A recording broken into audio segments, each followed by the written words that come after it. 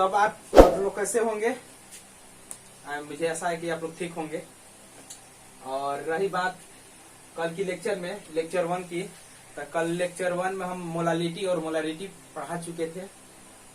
आज हम लोग स्टडी करने वाले हैं लेक्चर 2 में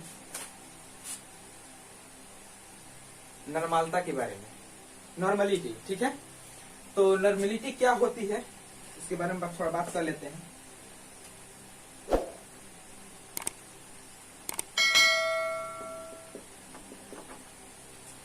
इसको हिंदी में बोलते हैं नॉर्मलता।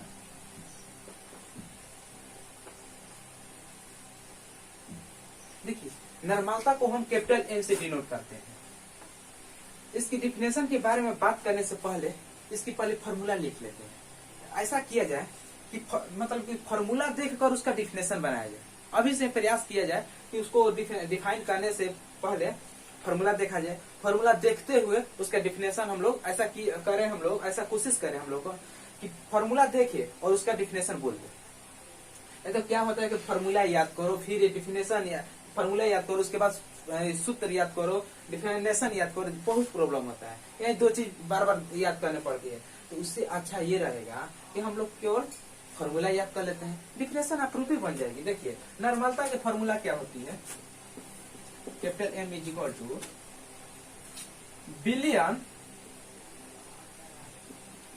बिलियन का आयतन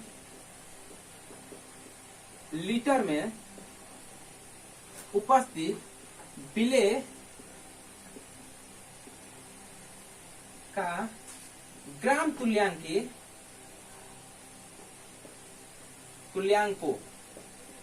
तुल्यांकों की संख्या को हम नॉर्मलता कहते हैं। कैसे बोला? किसी बिलियन का आयतन लीटर में उपस्थित विलेय का ग्राम तुल्यांकों की संख्या को नॉर्मलता कहते हैं। इसकी ऐसा ही मात्रक ग्राम तुल्यांकों की संख्या प्रति लीटर होती है। ग्राम तुल्यांकों की संख्या प्रति लीटर होती है। एक्चुअली हम इसको ऐसे मात्रक के रूप में इनका ही यूज करते हैं। ठीक है, अब दूसरी बात यहाँ पर ग्राम तुल्यांकों भारों की संख्या आ रही है। ग्राम तुल्यांक की भारों की संख्या हम कैसे फाइंड आउट करेंगे? तो ग्राम तुल्यांकों भारों की संख्या को फाइंड आउट करने के लिए एक, जैसे देखिए, ग्राम तुल्यांक की भारों की संख्या है क्या, पहले एक्चुअली उसके बारे में समझ लिया जाए। हम लोग पहले क्या पढ़े? मोलों की संख्या। ठीक हूबहू वैसा ही है, ये भी है, ठीक हूबहू वैसा ही है, बस थोड़ा सा के लिए चेंज हुआ है। उसमें क्या होता है, चेंज बताएंगे कि क्या होता है, ग्राम तुल्यांकों की संख्या क्या होती है और तुल्यांकी भार क्या होती है, ये तो हम बतलाएंगे। ठीक है ना? तो अभी बतला दे ना, थोड़ा बाद में बताएंगे। अभी जिस पॉइंट पर है उसी पॉइंट को खत्म करते हैं। देखिए, ग्राम तुल्यांकों की संख्या को फाइंड आउट करने के लिए हम लोग पहले मोल की संख्या को फाइंड आउट करने के लिए क्या करते थे? दिया गया द्रव्यमान बटा में मोलर द्रव्यमान। ठीक वैसा ही ग्राम तुल्यांकी भारों की संख्या, ग्राम तुल्यांकों की संख्या फाइंड आउट करने के लिए हम भी वैसा ही करेंगे जैसे मोल कर रहा था, जैसे मोल में हम लोग कर रहे थे। दिया गया द्रव्यमान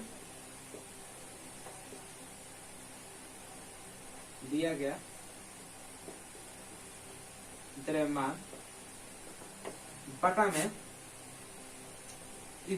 उस टाइम मोलर द्रव्यमान के यूज कर रहे थे ना, इस टाइम हम करेंगे तुल्यांकी भार के यूज। तुल्यांकी भार, उस टाइम हम लोग मोलर द्रव्यमान के यूज कर रहे थे, इस टाइम हम लोग तुल्यांकी भार के यूज करेंगे। क्यों? क्योंकि हम लोग तुल्यांकी उसमें उस टाइम हम मोलों की संख्या को फाइंड आउट कर रहे थे, इस टाइम तुल्यांकों की संख्या को हम फाइंड आउट कर रहे हैं। तो तुल्यांकों की संख्या को फाइंड आउट करने के लिए तुल्यांकी भार की जरूरत होती है। अब रही बात, तुल्यांकी भार को कैपिटल ए से डिनोट किया जाता है।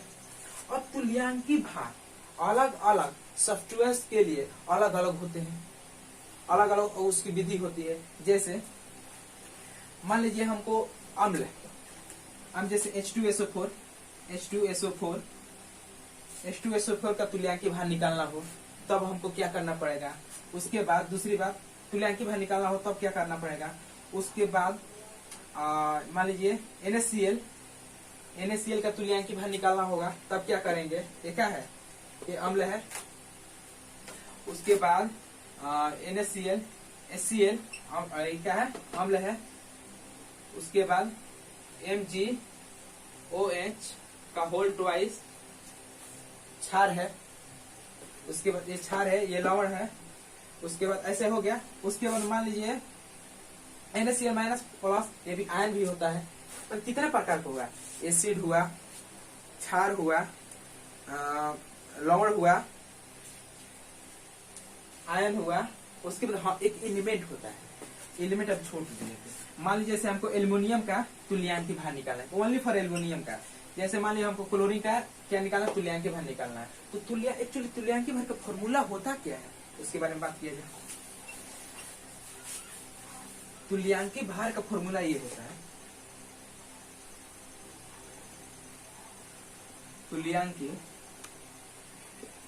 भार इज इक्वल टू होता है, देखिए परमाणु भार, परमाणु भार या, और परमाणु रहे तो मतलब जैसे एलिमेंट रहता है, एलिमेंट में तो कोई अणु नहीं रहता है, परमाणु ही रहता है। आज जैसे H2SO4 लिए, H2SO4 उसमें क्या होता है, परमाणु नहीं होता है, उसमें बहुत सारे अणु हो जाता है, बहुत सारे परमाणु मिलकर एक अणु बना लेते हैं, लेकिन इसमें केवल ओनली फॉर एक परमाणु है, तो परमाणु में काउंट होगा, ये अणु में काउंट होगा, इसलिए यहाँ पर परमाणु भार या अणु भार, अणु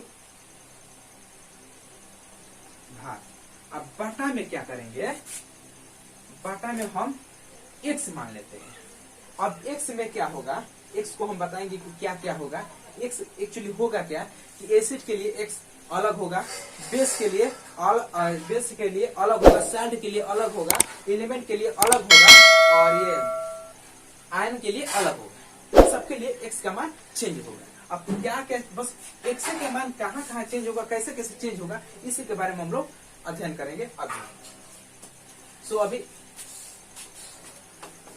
नॉर्मलिटी, तो नॉर्मलिटी में हम लोग पहला स्टडी करेंगे तत्व के लिए क्या, तुल्यांकी भार निकालना, ठीक है। तुल्यांकी भार का फॉर्मूला हम लोग देखें, तुल्यांकी भार का फॉर्मूला क्या होता है, तुल्यांकी भार का फॉर्मूला क्या होती है, परमाणु का द्रव्यमान या अणु का द्रव्यमान बटा में x, बटा में मैंने एक बार क्या बोला था एक। अब x क्या है, हम अलग अलग सब्सटेंस के लिए अलग अलग बात करेंगे। जैसे मान लीजिए हम फर्स्ट बात कर रहे हैं तत्व के लिए, देखिए तत्व के लिए क्या होगा, परमाणु तत्व के लिए तुल्यांकी भार क्या होगा, एक मिनट,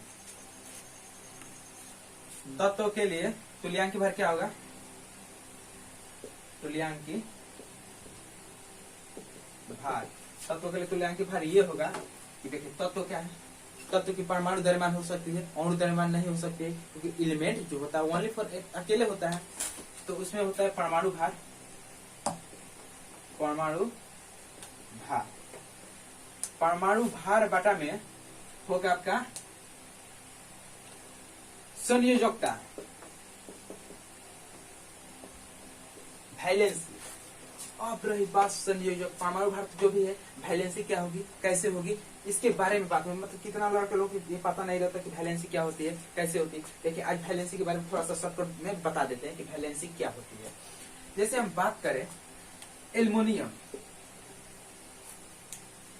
बात करें हम कार्बन, बात करें हम Cl क्लोरीन, बात करें हम नाइट्रोजन, ध्यान दीजिएगा मैं क्या बोल रहा हूं, बात करें एल्युमिनियम, बात करें कार्बन, बात करें क्लोरीन, बात कर रहे हैं नाइट्रोजन, और हो सकता है ऑक्सीजन, हो सकता है और कुछ ले लेते हैं दूसरा, और सोडियम ले लेते हैं।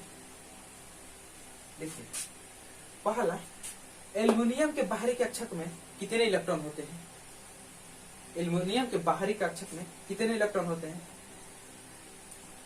कार्बन के बाहरी कक्षक में बाहरी कक्षक में कितने इलेक्ट्रॉन होते हैं, क्लोरीन के बाहरी कक्षक में कितने इलेक्ट्रॉन होते हैं, और नाइट्रोजन के बाहरी कक्षक में कितने इलेक्ट्रॉन होते हैं, और ऑक्सीजन के बाहरी कक्षक में कितने इलेक्ट्रॉन होते हैं, और सोडियम के बाहरी कक्षक में कितने इलेक्ट्रॉन होते हैं। ठीक है, जैसे मान लीजिए हम कार्बन की बात करते हैं, कार्बन के बाहरी कक्षक में 4 इलेक्ट्रॉन होती है, क्लोरीन के बाहरी कक्षक में 7 इलेक्ट्रॉन होती है। देखिए 7 जब होती है ना, इसके बारे में छोड़ देते हैं, इसके बारे में बात बताएंगे। क्लोरीन कार्बन के बाहरी कक्षक में 4 इलेक्ट्रॉन होती है, 1 2 3 4 की है, इसके बाहरी कक्षक में 7 इलेक्ट्रॉन होती है। देखिए 1 2 3 4 5 6 7। वैलेंसी एक बचे, क्या हुआ है वैलेंसी। उसके बाद इस सोडियम के बाहरी कक्षक में ओनली फॉर 1 होता है। ऑक्सीजन के 8 होते हैं, 1 2 3 4 5 6 होते हैं, 8 नहीं होते हैं। नाइट्रोजन के 5 होते हैं, 1 2 3 4 5 होते हैं। और एल्युमिनियम के बाहरी कक्षक में 3 इलेक्ट्रॉन, 1 2 3। इसके बाहरी कक्षक में 3 इलेक्ट्रॉन, इसके 4 और इसके 7 ऐसे होते हैं। तो देखिए जो सिंगल बना है ना, इसको बोलते हैं अयुग्मित बोलते हैं, इसको अयुग्मित बोलते हैं। लेकिन जहां भी डबल देखिए ना, डबल, उसको युग्मित बोलते हैं। पेयर, ऑन पेयर, देखिए इसको बोलते हैं ऑन पेयर, इसको बोलते हैं ऑन पेयर, इसको बोलते हैं पेयर, इसको बोलते हैं पेयर पेयर। जो जोड़ा लग जाता है उसको पेयर बोलते हैं, और जो जोड़ा नहीं लगता है उसको ऑन पेयर बोलते हैं। ठीक है, तो यही क्या होता है, संयोजकता होता है। और ऐसे भी समझ में नहीं है तो सिंपल सी बात याद कर ले, कैसे याद किया जाता है बता देते हैं। देखिए यहाँ पर लिख देते हैं ग्रुप 1 2, फिर आ जाते हैं हम 13 13 14 15 16 17 18। और वैसे समझ में ना आए तो ऐसे समझ लीजिएगा, याद कर लीजिएगा। देखिए ग्रुप फर्स्ट का संयोजकता 1 होता है, ग्रुप सेकेंड का संयोजकता 2 होता है। ग्रुप 13 14 15 16 17 18 का एक ट्रिक दे देता हूं, उस पर आप लोग कर लीजिएगा। ठीक है, ट्रिक क्या है, पहले हम लोग 0 से स्टार्ट करते हैं, 0 से बढ़कर 1 जाते हैं, फिर 2 जाते हैं, फिर 3 जाते हैं, फिर 4 जाते हैं। उसके बाद फिर क्या आ जाते हैं, यहाँ पर 3, 0 1 2 3 4, फिर 3, यहाँ पर देख लेते हैं 2 1 2 13 14 15 16 17 18 तक के लिए 0 से स्टार्ट किए, 0 1 2 3 4 5 1 2 3 4 के बाद फिर 3 2 1। अब बताइए इतना सारे अगर वर्ग से किसी का भी पूछ दिया जाए कि संयोजकता क्या होती है, बताने में दिक्कत होगी। जैसे हम बात करें ऑक्सीजन की, ऑक्सीजन किसमें होता है जी, इसमें होता है। नाइट्रोजन किसमें होता है, इसमें होता है। क्लोरीन किसमें होता है, इसमें होता है। सोडियम किसमें होता है, इसमें होता है। मैग्नीशियम किसमें होता है, तो इसमें होता है। मैग्नीशियम की कितना होगी संयोजकता, 2। सोडियम कितनी होगी, तो 1। नाइट्रोजन कितनी होगी, 3। और ऑक्सीजन की कितनी होगी, 2। क्लोरीन कितनी होगी, 1। संयोजकता की बात कर रहे हैं, अभी संयोजकता की बात कर रहे हैं। ठीक है, तो आप लोग आप सभी को समझ में आ गया होगा कि संयोजकता कैसे निकाला जाता है। ठीक है, तो मान लीजिए हमको निकालना है सोडियम का क्या तुल्यांकी भार, यानी कि तुल्यांकी भार को पहले भी बताए थे कि इसे डिनोट करते हैं। तुल्यांकी भार सोडियम का, सोडियम का क्या होता है, 23 होता है। उसकी संयोजकता क्या होती है, 1 होती है। एल्युमिनियम का कितना होता है, एल्युमिनियम होता है आपका 26 27 बटा में इसकी संयोजकता कितनी होती है, 3 होती है। क्या होगा, तुल्यांकी भार 9 होगा। उसके बाद आते हैं मैग्नीशियम छोड़िए, ऑक्सीजन आइए, ऑक्सीजन में कितना होता है, 16। उसके बाद इसकी संयोजकता क्या होती है, 2 8 हुआ। तुल्यांकी भार कितना हुआ, 8। यानी कि तुल्यांकी भार किसके निकालने आ गई, तत्वों की तुल्यांकी भार आप सभी को निकालने आ गई होगी। अब हम बात करते हैं अगला टॉपिक,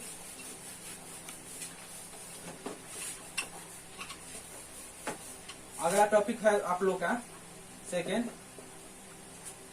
एसिड, 4 एसिड।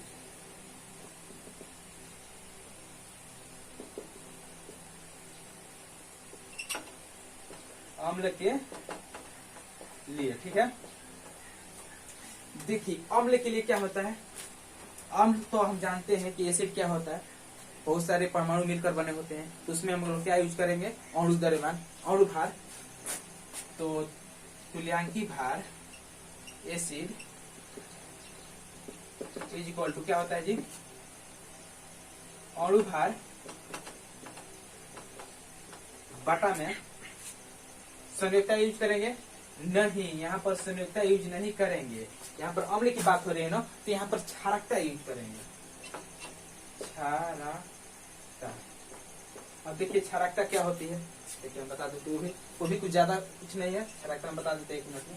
देखिए किसी भी एसिड से विद्युत ऋणात्मक तत्व से, विद्युत ऋणात्मक तत्व क्या होता है जी, फोन, FON, यानी कि फ्लोरीन, ऑक्सीजन, नाइट्रोजन, इन तत्व से अगर हाइड्रोजन H+ के रूप में विस्थापित हो, इन सब तत्व से हाइड्रोजन H+ के रूप में विस्थापित हो, और जितनी संख्या में H+ विस्थापित होती है वही क्षारकता कहलाती है। इसे एग्जाम्पल आप सभी को मैं बता देता हूँ, इसको ऐसे ही रख देता हूँ। H2SO4, ठीक है। H2SO4 में कितने हाइड्रोजन विस्थापित हो सकती है, 2, लिख देते हैं 2। H3PO3 भी कितनी होगी, तो इसमें होगी आपका 2। H3PO4 में क्षारकता H कितने विस्थापित हो सकती है, 3। अब देखिए कितना लोग का डाउटफुल इस पर होता होगा, इसमें हाइड्रोजन तो 3 है लेकिन 2 ही क्यों विस्थापित होती है। तो देखिए इसके जब ऐसा करप्शन, अब जब ऐसा आपके सामने कोई डाउटफुल आ जाए तो आप क्या करेंगे, कुछ ज्यादा कुछ नहीं करना है, स्ट्रक्चर बना लेना। स्ट्रक्चर बनाकर आप सब कंप्लीट कर सकते हैं। जैसे स्ट्रक्चर हम बना रहे हैं फर्स्ट का, हम लिखे सल्फर, कितना ऑक्सीजन है, 4 है, हर जगह लगा दिए ऑक्सीजन ऑक्सीजन ऑक्सीजन। हम जानते हैं कितना हुआ। उसके बाद हाइड्रोजन कितना है, 1 हाइड्रोजन और 1 हाइड्रोजन। अब बताइए तो कितना हाइड्रोजन, सल्फर कितना होता है, डबल बंड, हाँ भूल गए थे, ये डबल बंड O, क्योंकि सल्फर की संयुक्ता होता है 6, तो 6 बॉन्ड बनाएगा, 2 डबल बंदी से, डबल बंडी से, और एक बॉन्ड 6 हो गया, इसका कंप्लीट हो गया।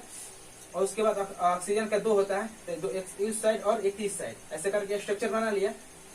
स्ट्रक्चर बनाने आता है, नहीं आता होगा तो ये तो फर्स्ट ईयर की बात है, 11th की बात है, और नहीं आता होगा तो हम स्ट्रक्चर पर एक वीडियो बना देंगे। देखिए ये हुआ, तो इसमें से विद्युत ऋणात्मक तत्व क्या बोला, फोन, ऑक्सीजन है, इसमें से H विस्थापित हो रहा है, H+ विस्थापित होगा, और A- होगा तो H+ विस्थापित होगा ना, एक इधर विस्थापित हुआ और एक H+ इधर विस्थापित हुआ। H+ कितना विस्थापित हुआ, 2 विस्थापित हुआ, इसलिए इसकी क्षारकता क्या होगी, 2 होगी। अब बात करते हैं P कितना है,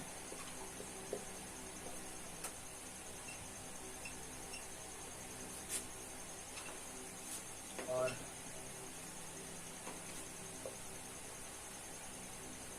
CO3 फास्फोरस, एक में वीडियो पर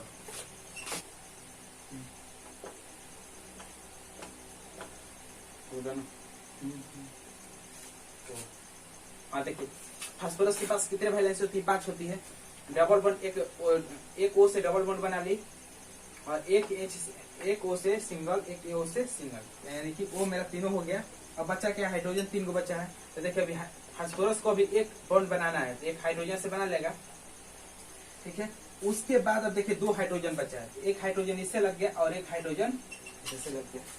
अब बताइए इससे कितना H विस्थापित होगा, 1 H। अब बताइए ये विस्थापित होगा, मैंने क्या बोला था फर्स्ट बार कि फोन से विस्थापित होना चाहिए H, यानी कि अधिक विद्युत ऋणात्मक तत्व से विस्थापित होना चाहिए। तो हाइड्रोजन के साथ क्या लगा, फास्फोरस नो, फोन है, विद्युत ऋणात्मक तत्व है, इलेक्ट्रोनेगेटिव तत्व एलिमेंट है नहीं, इलेक्ट्रोनेगेटिव तो एलिमेंट कौन है, O है। अगर O से विस्थापित H होता, इसमें क्षारकता जो होती है 3 हो जाती, लेकिन ये फास्फोरस से हो रहा है, यानी कि इलेक्ट्रोनेगेटिव एलिमेंट से हाइड्रोजन विस्थापित नहीं हो रहा है, ठीक है ना। तो इसलिए इसको काउंट नहीं किया जाएगा, ये होगा और ये होगा, इसलिए इसके संयुक्ता क्या, इसकी क्षारकता क्या होगी, 2 होगी। अब बात करते हैं आपको इसके P कितना है जी, 4।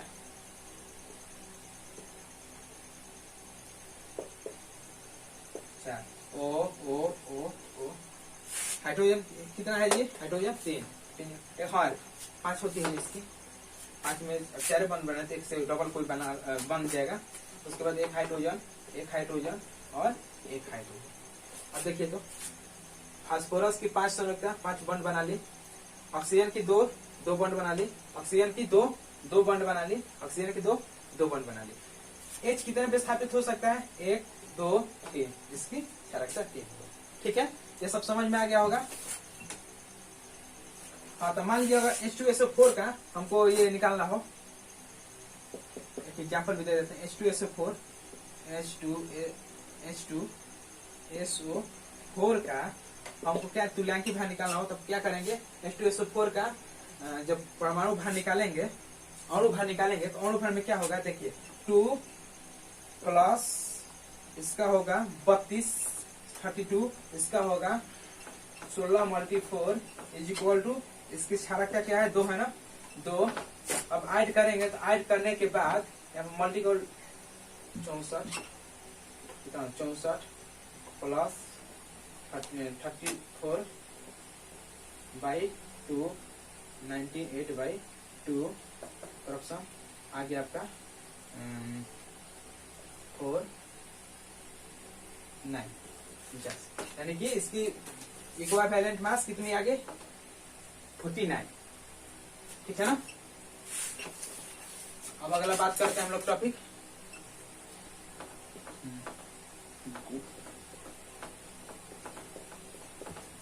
अब हम लोग स्टडी करेंगे फोर बेस क्षार के लिए। तो अब हम लोग स्टार्ट करेंगे क्षार के लिए। ठीक है ना। तो क्षार के लिए कुछ ज्यादा कुछ नहीं है। क्षार में क्या होता है कि OH विस्थापित होता है। देखिए पहले हम मिला लेते हैं क्षार का फॉर्मूला क्या होता है। तुल्यांकी भार बेस यानी क्षार के लिए क्या होता है फॉर्मूला। हम तो पहले भी बताए थे कि जब क्षार होता है तो कोई परमाणु नहीं हो सकता है। जब परमाणु नहीं होगा तो अणु भार ही होगा, यानी कि अणु भार बटा में आपका क्या होगा, उसमें अम्ल का निकाल रहे थे ना, तो अम्ल का निकाला तो क्षारीयता हो रहा था। और जब हम क्षार का निकालेंगे ना तो अम्लीयता होगा, ठीक अपोजिट होगा। तो इसमें क्या होगा, अम्लीयता। अब देखिए अम्लीयता का क्या पहचान है। अम्लीयता में OH विस्थापित होता है। जब भी होगा तो किसी क्षार से OH विस्थापित हो जाता है, और कितनी मात्रा में OH विस्थापित होता है वही अम्लीयता कहलाता है। जैसे मान लीजिए MgOH का होल ट्वाइस। अच्छा ये बताइए Mg से OH कितनी अधिक से अधिक मात्रा में विस्थापित होगी। कोई तो शर्त नहीं है कि यहाँ पर ये रहेगा तभी OH विस्थापित होगा। जैसे मान लीजिए उसमें क्या कि हाइड्रोजन विस्थापित हो रहा था, ठीक है, लेकिन वो अधिक विद्युत ऋणात्मक तत्व से ही विस्थापित होगा, तभी गिनती होगा, तभी उसमें काउंट होगा। लेकिन इसमें कोई शर्त नहीं है, यानी कि जितना OH दिखने में लगे, मतलब 2H OH कितना लग रहा है, OH कितना है, 2 है ना, तो इसकी क्षारीय अम्लता क्या होगी, 2 होगी। An एल्युमिनियम हाइड्रोक्साइड में कितना है, 3 है, किसकी क्या होगी, सिंपल से बहुत इजी है यार। जैसे मान लीजिए इसको हम तुल्यांकी भार भी निकाल देते हैं। मान लीजिए तुल्यांकी भार हमको क्या निकालना है, MgOH का तुल्यांकी भार निकालना हो तो MgOH का क्या होता है, इसके बाद में 24 प्लस OH का 16 प्लस 24 प्लस 16 प्लस 1, इसकी बैलेंस क्या होगी, यही तो फाइंड आउट कर देते हैं। दोनों का ऐड करेंगे कितना होगा, ये आपका हो जाएगा 40 और 41, ये आपका हो जाएगा, अच्छा देखते क्या है, 2 है, पॉइंट का 20.5 यही आएगा 6 का। ठीक है ना। तो फोर बेस के लिए हम लोग समझ लिए। अब थोड़ा बात कर लेते हैं सॉल्ट के लिए, लवण और सॉल्ट। लवण के लिए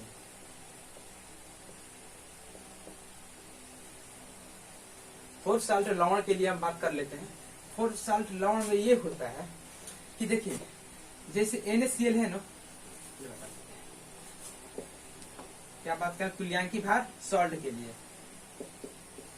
सॉल्ट का तुल्यांकी भार क्या होता है, सिंपल सी बात है, अणु परमाणु नहीं है, क्या है साल्ट है। तो साल्ट जब भी होगा तब अणु के रूप में होगा, तो अणु भार इसमें होगा, अणु भार बटा में क्या होगा ये, हाँ धन आयन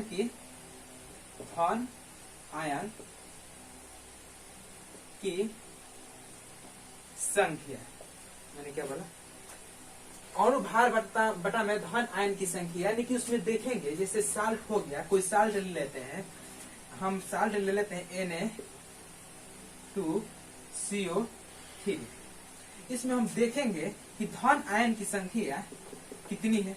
तो देखिए Na2 सोडियम के धन आयन की संख्या क्या होती है, सोडियम पर एक धन आयन होते हैं, लेकिन सोडियम कितनी है 2 है, इसका मतलब कि 2 धन आयन है, ठीक है। तो इसकी परमाणु संख्या क्या होगी, देखिए 23 होगी, 2 × 23 प्लस कार्बन की कितनी होगी तो 12 प्लस ऑक्सीजन कितनी होगी 16 × 3 बटा में अपॉन क्या होगा, हाँ इसकी धनायन की संख्या कितनी है 2 है, आप कर देते हैं 46 प्लस 12 प्लस 48/2। अब इसको करने पर क्या होगा 6 2 8 16 5 9 9 कितना होगा बाई 2, रिड्यूस होने के बाद क्या होगा 6.68 होगा, 68 क्या आया तुल्यांकी भार, यानी कि इसका तुल्यांकी भार क्या आया Na2CO3 का तुल्यांकी भार 68 आया। समझ में आया। अब हम लोग अगला टॉपिक के बारे में बात करेंगे। अब हम लोग अगला टॉपिक स्टार्ट करेंगे, रिलेशन बिटवीन नॉर्मेलिटी एवं मोलरिटी, यानी कि नॉर्मलता और मोलारता में अंतर देख लेते हैं। और अंतर क्या देखेंगे, उसके बीच संबंध देख लेते हैं, अंतर छोड़िए उसके बीच संबंध देख लेते हैं, उसके संबंध के बारे में बात कर लेते हैं। Relation between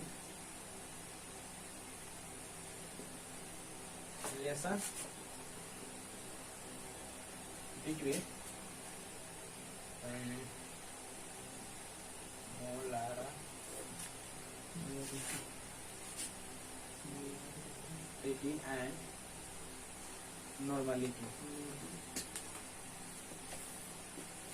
Relation between normality and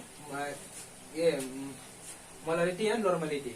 देखिए क्या होता है, नॉर्मेलिटी की फॉर्मूला क्या होती है W B multi 1000 by molarity formula लिखा है W B मल्टी, उसके बाद MA WB मोलारता का फॉर्मूला होता है WA मल्टी भी होता है। और नॉर्मलता क्या फॉर्मूला होता है, नॉर्मलता का फॉर्मूला हम लोग ये देखें कि WA मल्टी 1000 बाई MA की जगह पर क्या था तुल्यांकी भार था जी, उसमें मोलर द्रव्यमान था, इसमें तुल्यांकी भार था, बाई आयतन वॉल्यूम इसमें भी था और उसमें भी था। अब देखिए इस दोनों के बीच में ये करने के लिए हम ये दोनों को एक दूसरे से ये कर देते हैं, डिवाइड कर देते हैं।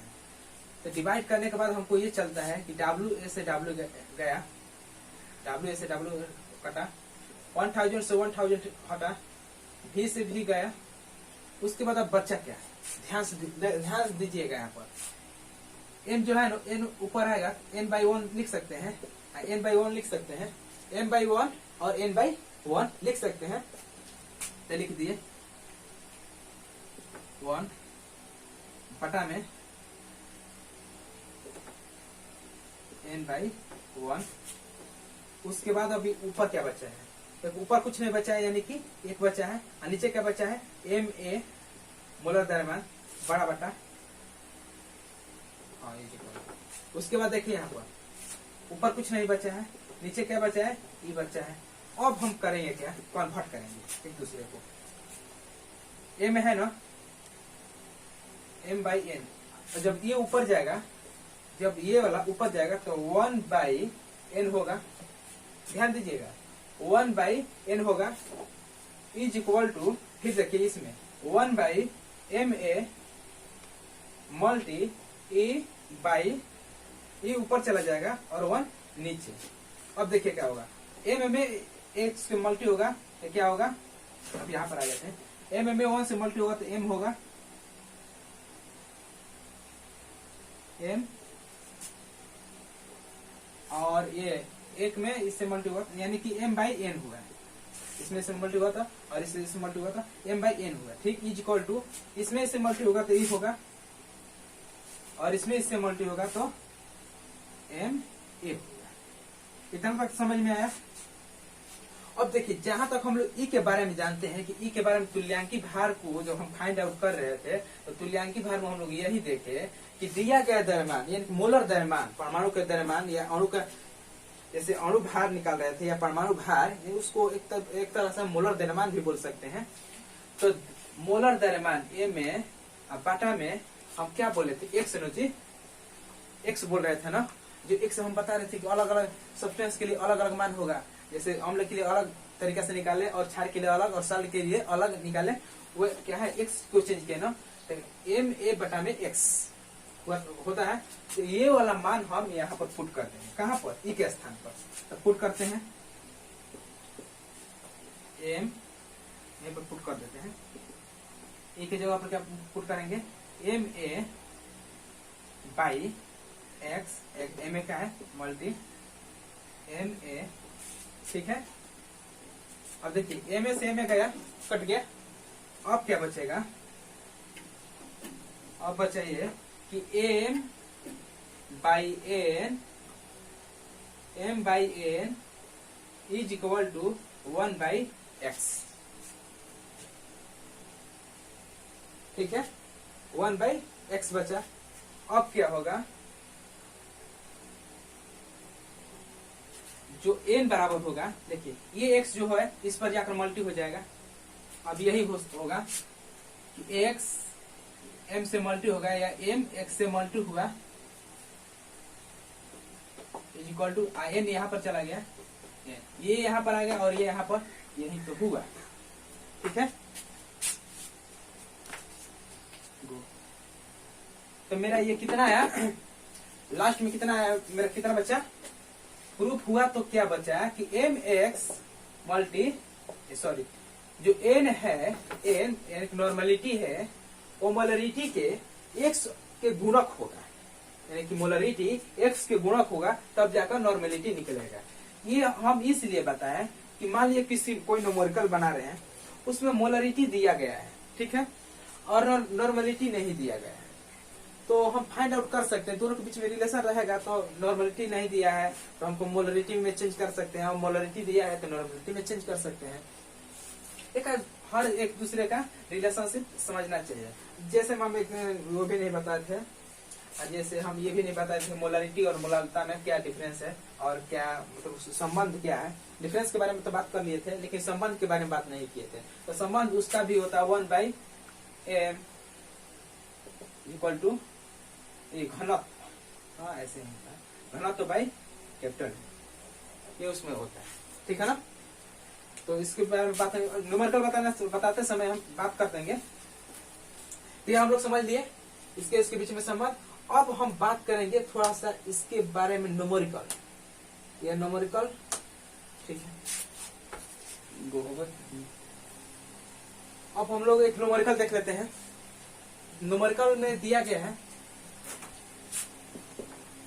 हाँ m1 मोलरिटी दिया गया है और हमको नॉर्मलता ज्ञात करना है। जिसके ठीक पहले हम लोग बात कर रहे थे, जो नॉर्मलता होती है कभी दे देता है और बोलता है कि नॉर्मलिटी फाइंड आउट कीजिए, और कहीं हो सकता है कि नॉर्मलिटी ही दे दिया है और बोल देगा कि मोलरता ज्ञात कीजिए।